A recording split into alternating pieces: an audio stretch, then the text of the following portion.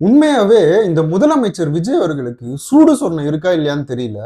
நான் கூட என்கிட்ட 3 ஃபைல்ஸ் இருக்கு. அதை எப்படியாச்சும் ஓப்பன் பண்ணிடுவாருன்னு நெனச்சா, ஆனா இவருக்கு சூடு சொரணையே இல்லாம ஃபைல்ஸ ஓப்பன் பண்ணாமயே வச்சிருக்காருன்னு சொல்லி, நம்ம மாண்புமிகு எதிர்க்கட்சி தலைவர் உதயநிதி அவர்கள் சொல்லியிருக்காரு. கூட இந்த முதலமைச்சர் கொஞ்சமாச்சும் சூடு சொரணை இருக்கும் அப்படின்னு நினைச்சிட்டு இன்னைக்கு சபைக்கு போயிட்டேன்.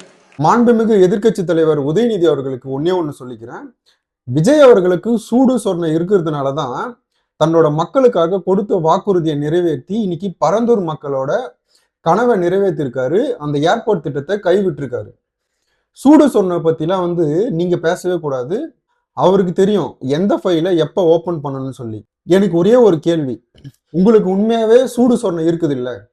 சூடு சொரணை இருக்குன்னா நீங்க ஏன் நீட் தேர்வை ரத்து பண்ணல? உங்களுக்கு உண்மையாவே சூடு சொரணை இருக்குன்னா கட்சி ஆரம்பிச்ச 2 வருஷ கட்சி கிட்ட ஏன் தோத்தீங்க? உங்களுக்கு உண்மையாவே சூடு சொரணை இருக்குன்னா கல்யாணத்துக்கு உங்களை கூப்பிட்டா ஏன் போயிட்டு ஒப்பாரி வைக்கிறீங்க? இந்த மாதிரி 100 கேள்வி இல்ல 1000 கேள்வியை என்னாலையும் சரி மக்களாலையும் சரி கேள்வி எழுப்ப முடியும். அதனால மேடை கிடைச்சா என்ன வேணா பேசலாம், இந்த மக்களை என்ன வேணா குறை சொல்லலாம், இங்க முதல்வரை குறை சொல்லலாம்னு சொல்லிட்டு வாய்க்கு வந்தபடிக்கு பேசாதீங்க. ஜெயலலிதா அவர்கள் 10 வருஷம் உங்க தாத்தாவை ஆட்சியில உட்கார முடியாம பண்ணாங்க.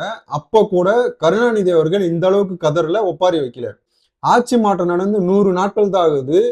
மாற்றம் தொடங்கி 2வது நாள்ல இருந்தே இந்த மாதிரி ஒப்பாரியை வச்சுட்டு இருக்கீங்க.